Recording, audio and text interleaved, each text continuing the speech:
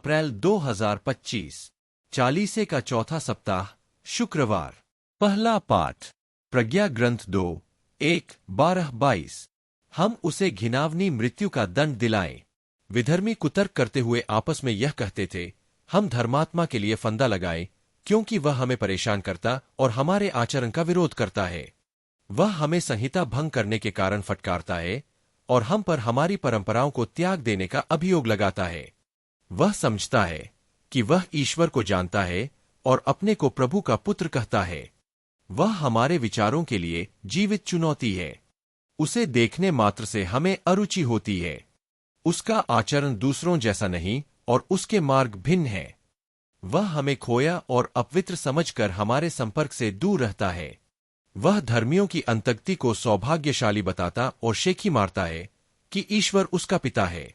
हम यह देखें कि उसका दावा कहाँ तक सच है। हम यह पता लगाएं कि अंत में उसका क्या होगा। यदि वह धर्मात्मा ईश्वर का पुत्र है, तो ईश्वर उसकी सहायता करेगा और उसे उसके विरोधियों के हाथ से छुड़ाएगा।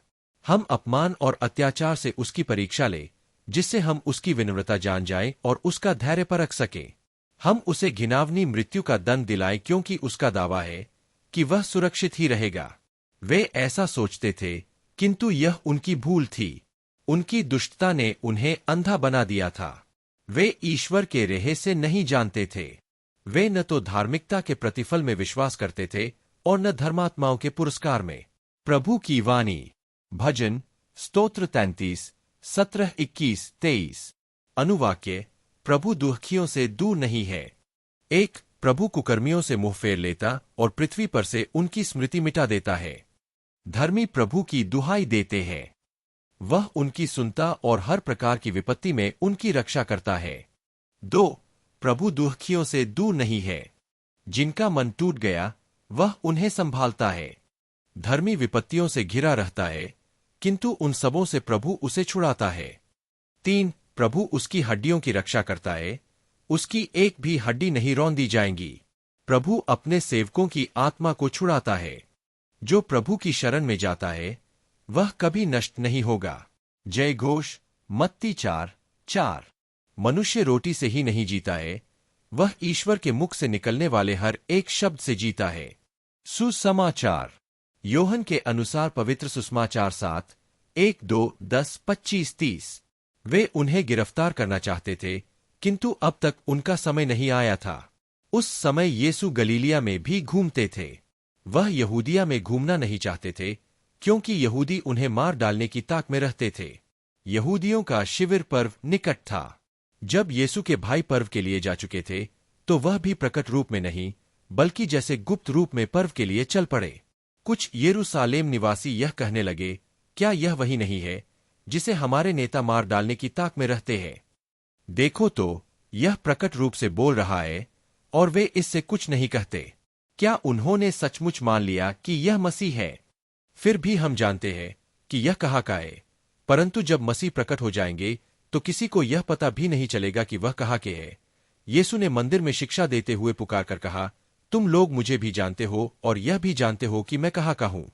मैं अपनी ही इच्छा से नहीं आया हूँ। जिसने मुझे भेजा है वह सच्चा है। तुम लोग उसे नहीं जानते। मैं उसे जानता हूँ, क्योंकि मैं उसके यहां से आया हूं और उसी ने मुझे भेजा है। इस पर वे उन्हें गिरफ्तार करना चाहते थे, किंतु किसी ने उन पर हाथ नहीं डाला, क्योंकि अब तक उनका समय नहीं आया था। प्रभु का सुसमाचार। मनन चिंतन।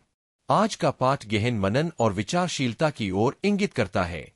यह धर्म और अधर्म के बीच विचारधारा के संघर्ष, सत्य की खोज और मानवीय आचरण की चुनौतियों को दर्शाता है। कैसे लोग आपके विपरीत साजिश रचते और धार्मिक कार्य करने वालों के प्रति षड्यंत्र रचते हैं।